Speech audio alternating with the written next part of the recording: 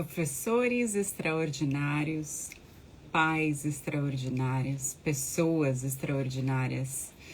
A gente está falando com todos vocês. O ano está acabando e com isso a nossa cabeça fica assim, meu Deus, está faltando tempo. Ou então, será que eu consigo lembrar todos os momentos e os projetos para eu celebrar aquilo que eu completei? O papo de hoje é sobre isso. Professores extraordinários, pessoas extraordinárias. Como fica a sua saúde mental e emocional agora no final do ano? E o que você pode fazer para conseguir se preparar para um ano novo que está chegando? Afinal, é uma oportunidade para a gente poder refletir, jogar fora o que a gente não quer mais, acolher o que a gente quer. E para a live de hoje, eu convidei duas pessoas extraordinárias e elas vão entrar daqui a pouquinho, a Lorena Vilar e a Daniela Abreu, educadora parental.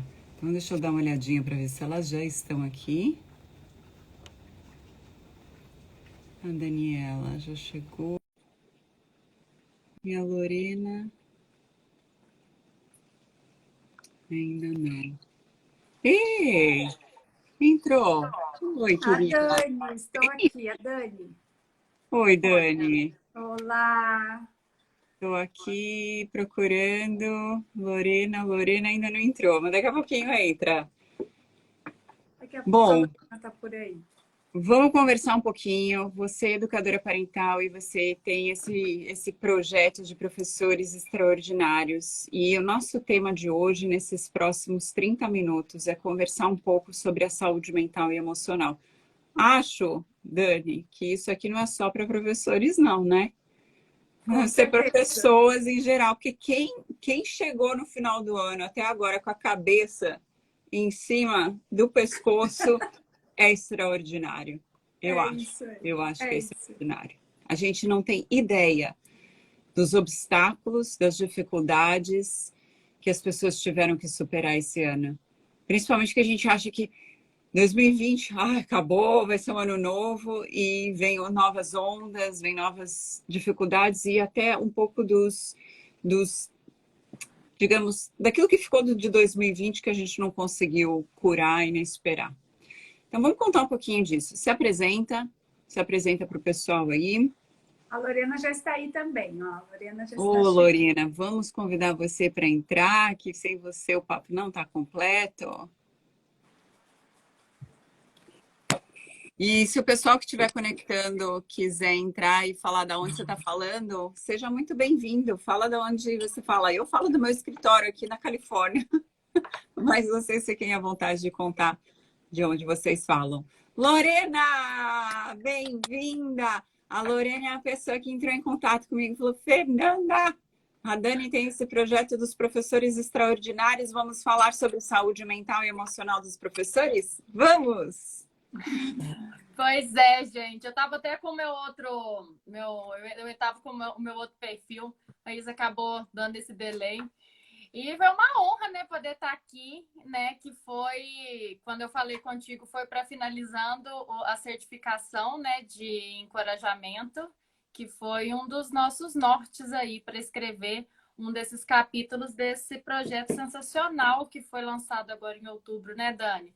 E aí, assim, eu falo de Nova Lima, hoje no interior de Minas, que essa é uma das nossas curiosidades, e a Dani, né, Dani? Eu estou falando aqui do Rio Grande do Sul. Eu e a Lorena já estamos numa caminhada de quase um ano juntas, sem nos conhecermos pessoalmente, gente. E com uma afinidade, uma sintonia. Olha aqui chovendo aqui, ó. Ah, Chuvinha. então a Nossa, chuva tá abençoando todos os lugares. Então vamos começar do começo, porque eu sou uma pessoa prática. Já peguei meu lápis, já peguei meu papel. Se eu não estiver aprendendo coisas práticas, eu tenho certeza que as pessoas também não. Então vamos focar nessa participação. O que a gente pode levar para a gente para poder aplicar? Começando do começo, como é que esse projeto tomou vida? Não, onde vocês viram a necessidade e qual é o nome do projeto? Então, vamos lá. Eu sou a Dani Abreu. E o livro que se chama Professores Extraordinários é coordenado pela Dani Rocha, que é outra Dani, que é uma educadora e uma coach escolar. Ela trabalha com coaching para professores, né?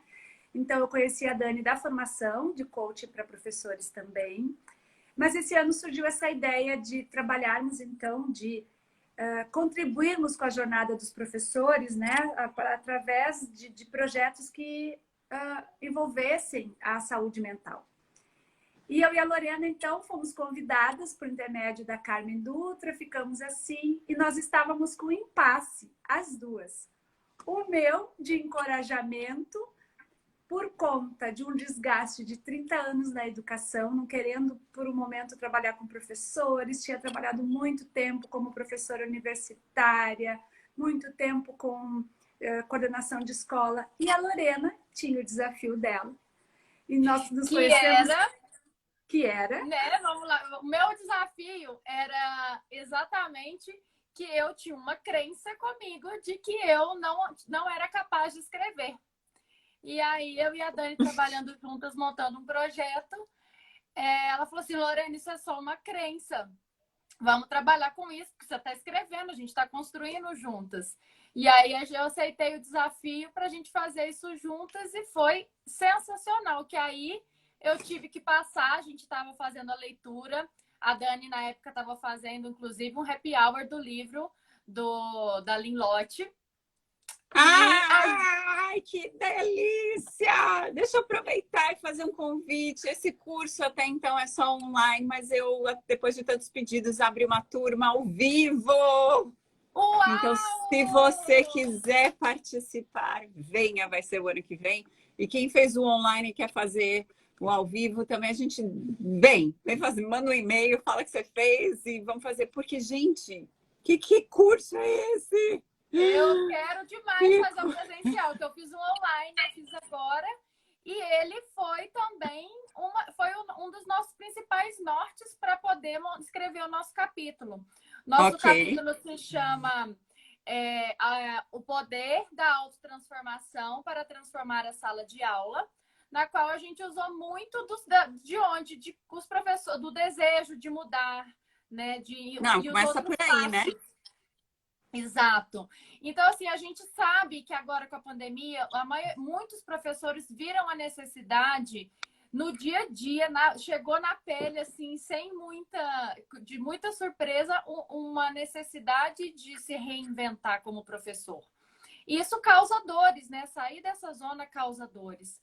Mas isso, aí por isso que a gente achou que veio muito a calhar o livro como um todo e a gente com essa jornada da autotransformação para poder encorajar a gente, sendo esse exemplo, para encorajar esses alunos dentro da sala de aula para conseguirem também se desafiarem a aprender, assim como os professores estão se desafiando. Então, deixa eu ver se eu entendi. Vocês tinham um impasse pessoal e aí vocês se encontraram, não se conheciam. Aí vocês se encontraram e uma encorajou a outra no seu impasse. Não, você consegue escrever, não, você consegue superar o seu desafio. Ok, seus bloqueios. Daí vocês escreveram um capítulo. E por que o capítulo, qual é o nome do capítulo? O Poder da Autotransformação para Transformar a Sala de Aula. O Poder da Autotransformação. E onde é que vocês viram a necessidade de escrever esse capítulo? É que nosso encontro veio antes do capítulo. O capítulo foi uma consequência disso. A Lorena, eu faço mentoria para educadores parentais, né? Do ponto de vista didático, de como colocar todos esses conhecimentos da disciplina positiva, da parentalidade consciente, do coaching familiar, como entrar em ação quando o impasse, eu não sei como fazer, eu fico insegura. Por eu ter sido professora de professores, né? Por muitos anos, eu tenho essa mentoria didática, né? De trazer os macetes didáticos, a Lorena fez comigo. E ela me contratou, então, para ser uma mentora dela, uma consultora dela, porque ela queria fazer um programa para escolas, oferecer um programa para escolas. Nós começamos a trabalhar nesse programa. O que oferecer? E eu contava para a Lorena que eu tinha um ranço grande de ir para grandes palestras para professores e ter pessoas que caíam de paraquedas e nos diziam o que fazer. E eu, na sala de aula, pensava, vem para a sala de aula para ver como é, não é bem assim, é muito fácil de fora dizer coisas. Por outro lado, quando eu ia fazer as formações que eu fazia, de palestras, aberturas de ano letivo para redes, para professores, eu acabava fazendo parecido. E foi aí na formação, né, de contigo, Fernanda, também, há 2 anos, de disciplina positiva na sala de aula, que eu comecei a me dar conta. Nossa, eu faço a mesma coisa que eu critico. Eu mando, Ou gente, seja, você quer ajudar os professores, aí você vai lá falar o que deve ser feito, em vez de expor possibilidades e vivenciar, que é muito, assim, o carro-chefe da disciplina positiva, né? Se coloca no lugar do aluno, faz uma cena aí. Ok. E eu vim de outra experiência também, que era como professora, que quando eu contratei a Dani para ser minha mentora para fazer esse programa, para conseguir levar a disciplina positiva e outras ferramentas para uma educação mais respeitosa para dentro da sala de aula, porque eu fui professora de química para ensino médio e para pré-vestibular. E todo esse tempo que eu dei aula, eu percebi que a maioria, sim, se não for 99% das dificuldades de aprendizagem eram referentes à autoestima. Que antes de eu trabalhar o conteúdo técnico, eu tinha que conseguir convencê-los de que eles eram capazes de aprender. Porque química, essa parte, principalmente das exatas, já quando apresenta alguma dificuldade, muitos acabam criando aqueles rótulos que você não sabe número, você não sabe de exatas, e aí cria esse bloqueio para a aprendizagem. Então, quando eu chegava com eles já para prestar vestibular, eu tinha muito mais trabalho para consegui-los fazerem, aceitarem que eles tinham a capacidade de aprender, mesmo mais velhos, mesmo não sendo a sua área de maior facilidade, mas que eles tinham capacidade de aprender, que era só uma questão de dedicação, de cuidado. Então, eu percebia que muito era dessa questão da autoestima, de como eles já tinham aceitado o rótulo de que eu não sei e eu não gosto de química. Então, ao ver isso em sala de aula, eu falei assim, não, gente, a gente precisa conseguir ensinar isso para os professores, para que eles consigam trabalhar isso nas crianças desde cedo. Não só os próprios professores não darem os rótulos, né? Não começar por eles os rótulos, e também conseguir ajudá-los quando eles trazem esses rótulos ou de casa ou da sua própria personalidade. Mas eu acho que a transformação tá exatamente aí, nesse ponto, da gente poder entender que quando a gente quer ajudar alguém, a gente já tem um pré-julgamento daquela pessoa. A gente não vai chegar lá, né, dando um monte de dica, tá? E o que vocês estão falando é que, assim, ó, a gente ajuda os professores a pensar diferente para que eles tenham essa capacidade de se autodesenvolver, não porque você disse, mas porque você talvez deu algumas alternativas e a pessoa escolheu. Para que esse professor chegue na sala de aula e ele dê essas alternativas para o aluno. E o aluno mude, não porque o professor falou, mas porque o aluno quis. Então, assim, é uma pessoa ajudando outra num outro tipo de padrão. Que não é, eu falo, você obedece, mas assim, deixa eu compartilhar algumas coisas e você vê se faz sentido para você. Porque eu acho que a autoestima tá aí, é a gente poder ter essa coragem de viver. E quem é que aqui não passa por um obstáculo, por uma dificuldade? Eu tenho 2 filhos, sei bem como é na sala de aula. Eles às vezes não gostam do professor, não vão bem na matéria. E às vezes gostam do professor, a matéria é um saco, é um ranho. Mas eles vão bem, porque eles se sentem vistos, eles se sentem apoiados, vão além do que você não aprendeu porque você é burro. Você não aprendeu porque talvez não encontrou ainda um jeito, vamos tentar um outro jeito. Isso. Exatamente. E aí o que a gente chegou, né, nesse livro aqui especialmente, quando a gente então estava nesse processo de o que oferecer para os professores. Vamos oferecer o que eles podem fazer na sala de aula? Não. Vamos pensar em que vivências para esses professores. Mas eu estou curiosa para saber qual delas você escolheu. Para eles passarem por esses passos do desejo, da autoconsciência, da aceitação e da decisão. Independente se eles vão usar, aí vem a tua pergunta inicial, não é só para professores, a tua formação, a afirmação inicial, independente se eles vão usar na sala de aula estrategicamente ou se eles vão usar para a vida deles.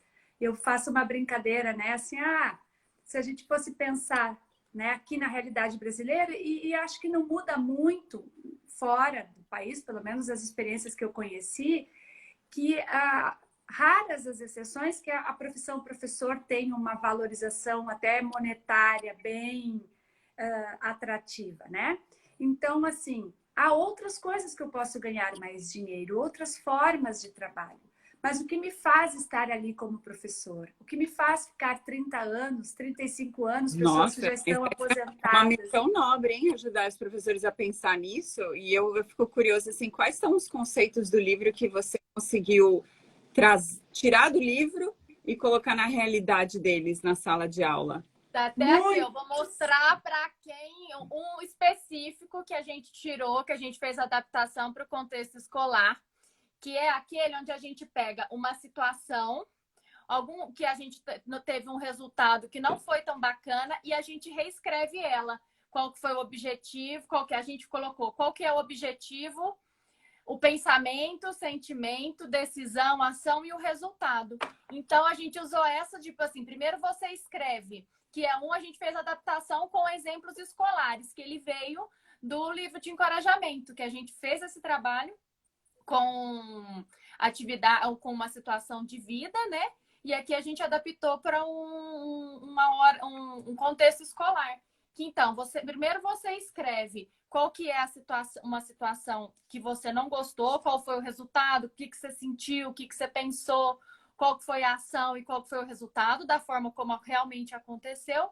E depois a gente vai reescrever, começando por onde você se sente mais fácil, então, reescrever aquela história e, então, tentar colocar isso em prática da próxima vez e ir treinando. Brilhante, E brilhante. aí a gente começou com a situação que era aluno conversando durante a aula.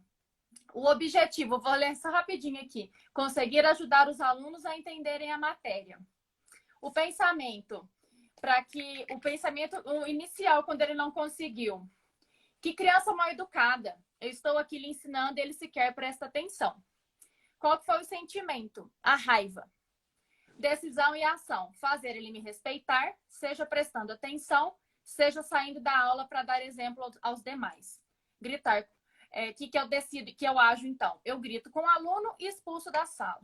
Resultado. Alunos quietos, mas assustados, sem conseguir entender o que o professor está explicando, porque só estão pensando no que acabou de acontecer. Qual que é a reescrita que a gente deu de exemplo no livro? Então, a situação é a mesma, o aluno conversando, o objetivo continua o mesmo, conseguir ajudar os alunos a entenderem a matéria, mas aí, aqui o pensamento. Será que ele está tendo algum problema hoje, por isso não está conseguindo prestar atenção? O sentimento, curiosidade e compaixão. Decisão / ação. Parar um minuto e perguntar à sala como estão se sentindo para aprender hoje. Explicar que a matéria é importante.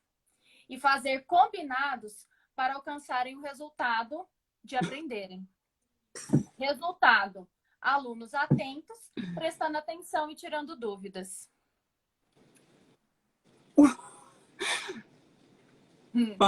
Fantástico, fantástico. Isso foi o relato de um professor real. Não, isso a gente criou, na verdade, né, com os nossos relatos, os com as nossos nossas exemplos Claro. de sala de aula. Claro, Porque então é real, ele é real. é muito real, porque Eu a gente vivi tem, isso. inclusive, as nossas experiências e a gente está constantemente coletando, a gente tem um formulário que a gente está constantemente coletando de professores, de pais, mas nesse caso agora já faz um ano que a gente está focado em professores, fazendo formulários para entender quais são os seus pontos de estresse, os seus maiores desafios. Então, a gente já tem uma amostragem daquilo que causa o maior estresse. A gente sabe que a categoria de professores é a que tem mais índices, né, de questões de estresse, de depressão, de ansiedade. Então, por exemplo, no meu município tem acho que mil e poucos professores da rede municipal. Teve um ano agora recente, de 1º de fevereiro, quando voltaram de férias, a 31 de março, tinham 300 atestados médicos.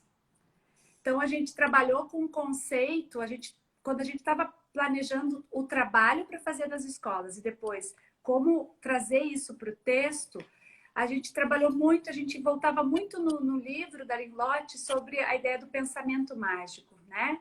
Quando a gente fica ali imaginando, tá na vida como ela é, imaginando como a vida deve ser, e é aquele exercício a gente se propõe a fazer também, esse distanciamento aí que gera esse estresse, né? Que a gente fica só quando tiver a sala ideal, os alunos ideais, só quando a eu tiver política o de salário. educação for a melhor, ou enfim. Então, que isso é o que nós todos pensamos, né? Mas e como é que a gente mexe com isso sem culpabilizar o professor? Trabalhando com esses exercícios, a gente traz a ideia do iceberg também, das necessidades básicas, né?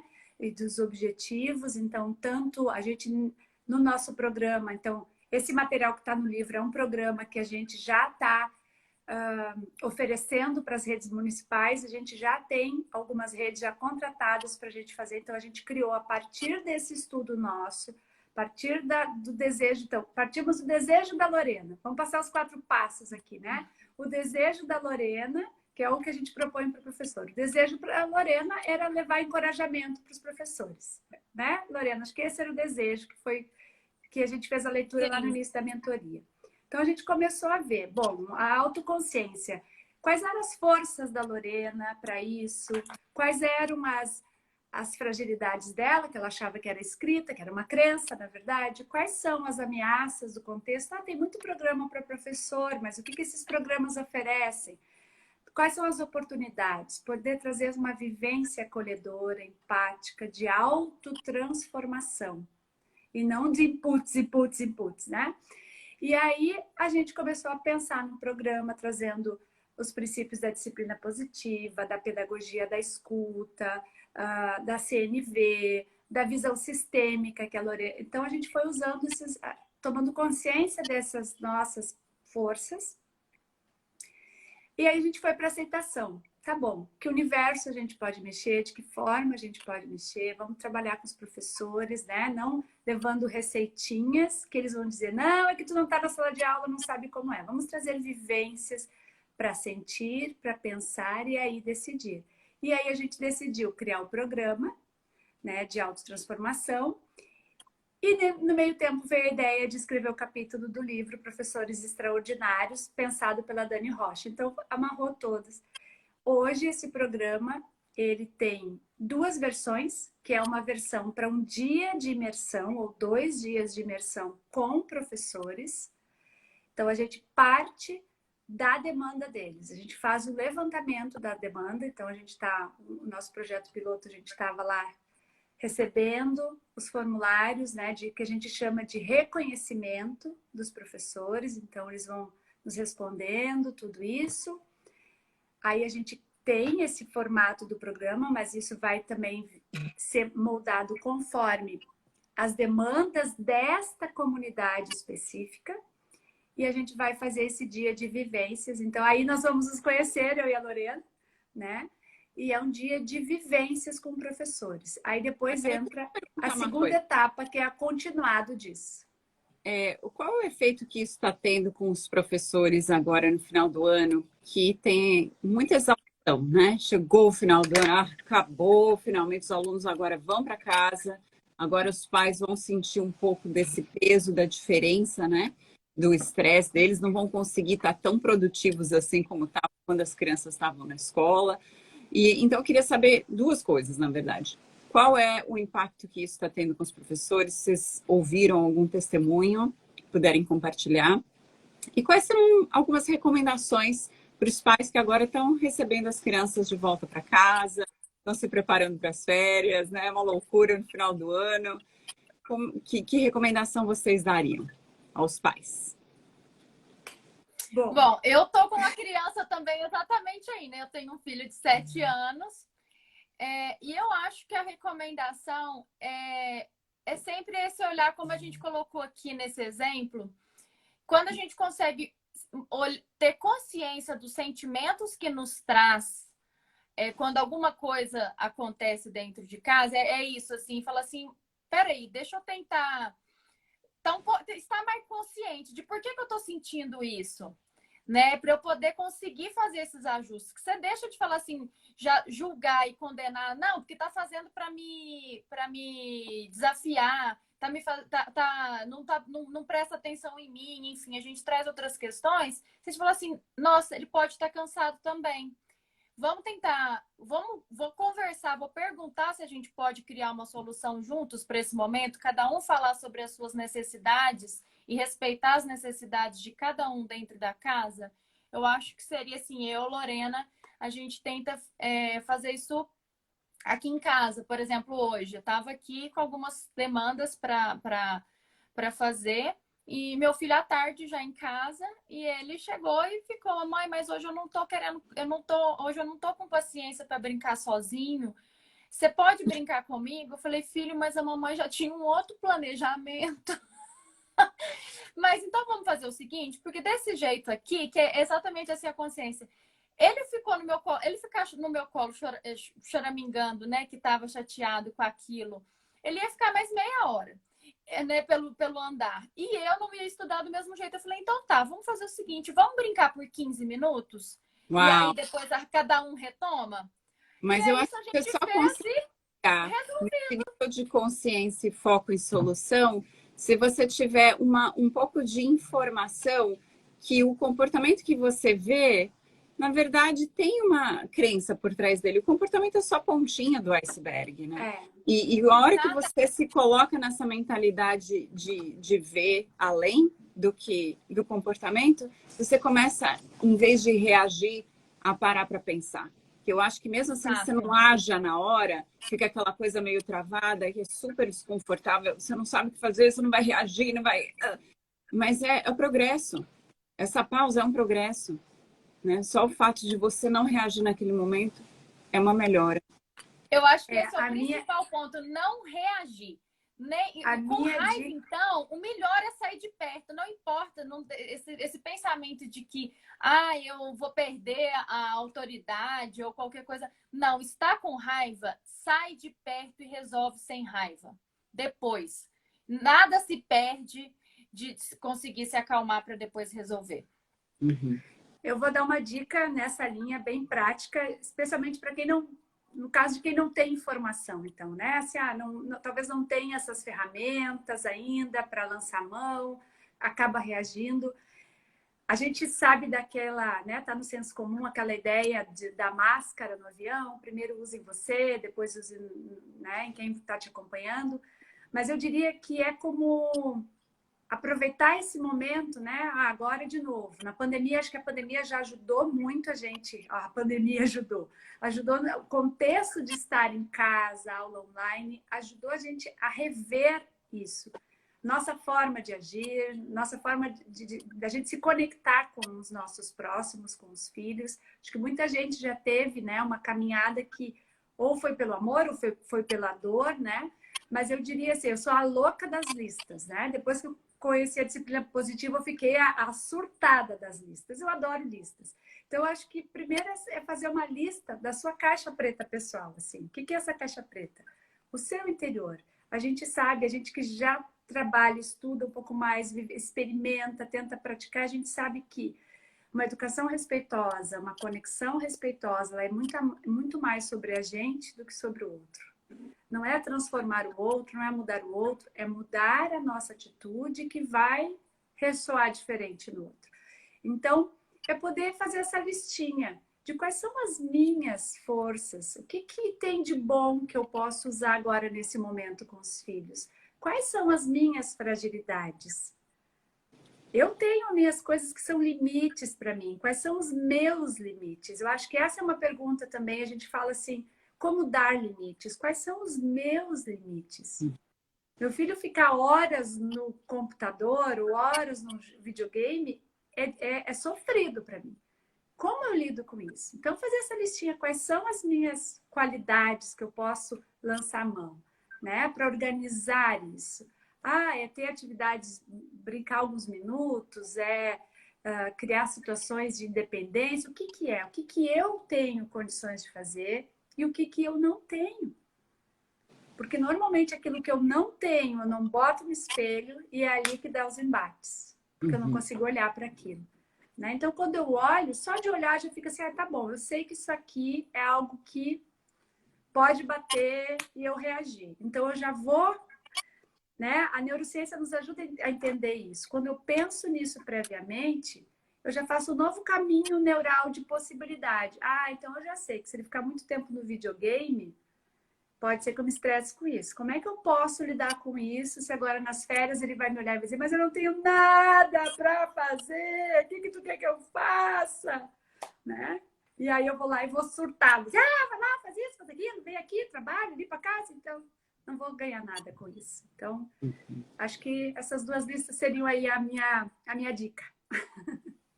Excelente, excelente. Eu também queria deixar uma dica aqui, né, para os professores que estão terminando o ano e para os pais que estão recebendo as crianças de volta para casa e vão ficar com eles nas férias.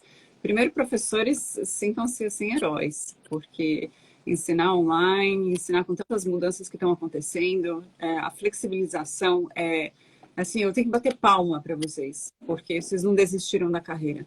Então, continue se aprimorando, continue estudando. Tem aqui livros maravilhosos como esse dos professores extraordinários que você vai mostrar Tá na carinha dele. tá? E o da disciplina positiva em sala de aula. Se você não conhece, depois eu vou deixar o link aqui na descrição. Disciplina positiva em sala de aula. Então, continue se aprimorando. E também. Maravilha. Obrigada. E para os pais, eu acho assim, exatamente um pouco do que a Dani falou, da gente procurar os nossos gatilhos. Para mim, um gatilho é organização, eu preciso ter organização. Então, sabe o que eu já fiz? Eu já imprimi um calendário de todos os dias, tá? Da última semana de aula até a primeira semana de aula, em janeiro, a gente já tem algumas coisas que a gente tem que fazer. Então, quais são as coisas da família? Porque agora eu tenho 2 adolescentes, né? Então, às vezes, o que a gente vai fazer hoje? Você não avisou. Bom, tá aqui no calendário, o calendário tá na cozinha e você pode ver. Então, tem certas coisas que eles precisam de liberdade, todo mundo precisa de um pouco de autonomia e liberdade, e tem coisas que é para fazer com a família. E nesse inegociável do negociável, existe uma margem aí para a gente negociar, né? Tudo bem, às vezes não tem o que fazer, tá chovendo na tua cidade, tá chovendo na minha, o que a gente pode fazer? Ok, joga o videogame, joga um pouco mais, mas depois de 2 horas a gente vai parar. Eu não tenho nada para fazer. Eu sei que você vai descobrir, tenho certeza, tenho fé. É sensacional, eu acho que é isso, assim, quando a gente faz quanto maior o nosso autoconhecimento, mais a gente consegue organizar e fazer esses combinados prévios, né? Que eu acho que faz toda a diferença. Toda a diferença. Aqui em casa, um único assim, rapidinho, que eu já brinquei, que tem horas que a mamãe monstro, né? Que ela tem maior chance de aparecer, é a hora que eu tô com fome, a hora que eu tô com sono. E a hora que eu estou no banheiro, eu falo, gente, esses 3 momentos, é só esses 3, assim, é a chance de eu estar assim. Então, por favor, é isso, é a gente conseguir olhar pra gente, se cuidar, é um autocuidado, esse autoconhecimento é um autocuidado, e quando a gente se cuida do outro. Mas temos que encerrar assim, porque é um mantra, né? Quando a gente cuida de si mesmo, a gente cuida do outro. Aleluia! Assim. Dani Abreu e Lorena Vilar, muito obrigada pela generosidade do tempo de vocês, do conhecimento, de passar esse tempo aqui com a gente. Tempo é uma das coisas mais preciosas que a gente tem. E eu quero agradecer vocês que participaram aqui da live também com comentários. Bibi, obrigada pelos seus comentários. Li todos. E eu espero que vocês fiquem assim, curtam o final do ano com essa serenidade e esse autoconhecimento. Muito obrigada. Eu tenho uma dica que veio agora. Eu tenho uma dica, um convite, que foi uma coisa que a gente fez recentemente com professores e com educadores parentais, que é de novo as listas, né? A gente costuma fazer os exercícios da gratidão, a gente tem muitas coisas, mas então eu diria para esse final de ano, para todos nós, especialmente para os educadores parentais, para os profissionais, faça uma lista daquilo que deu certo. Estou inspirada em Oswaldo Montenegro, acabei de assistir o show dele aqui, né? Adoro Oswaldo Montenegro, a música, a lista, mas então, a lista do que deu certo. O que conseguiu concluir, o que conseguiu realizar este ano. e a lista do que não conseguiu, do que não nem começou, do que ficou inacabado. A nossa tendência é agradecer aquilo que deu certo. E foi tão interessante que quando eu fiz a primeira vez com um grupo de professores, eram 42 professores, eles olharam e uma professora disse: nossa, eu tenho que ser grata àquilo que eu não fiz. Porque foi não fazendo aquilo que eu consegui realizar a outra lista. A lista de tudo que eu fiz. Então, às vezes, a gente fica ali no não, no que eu não consegui, o que eu não consegui. Então, que a gente possa fazer essa lista e ver que a gente pode, sim, ser grato também por aquilo que a gente não realizou, porque teve um propósito. Né? Então, que a gente possa pensar sempre no nosso propósito aí. Que aprendizado mais poderoso. Nossa, gratidão pelo tempo de vocês e por serem tão generosos por compartilhar vocês nesse Você por momento. nos acolher. A gente que agradece por nos receber aqui. E por todo, né? Você faz parte de Com toda a nossa certeza. caminhada, de compartilhar com a gente. Tanto a Ai, gente gostoso só ouvir isso. agrega um pouco mais, mas você faz muita parte. Muito obrigada. Que delícia, que delícia. Um beijo enorme para vocês, fiquem na paz e que o livro seja um sucesso. Beijo. Obrigada Tchauzinho. por nos acompanhar até agora. Fiquem em paz. Tchau. Tchau. Tchau.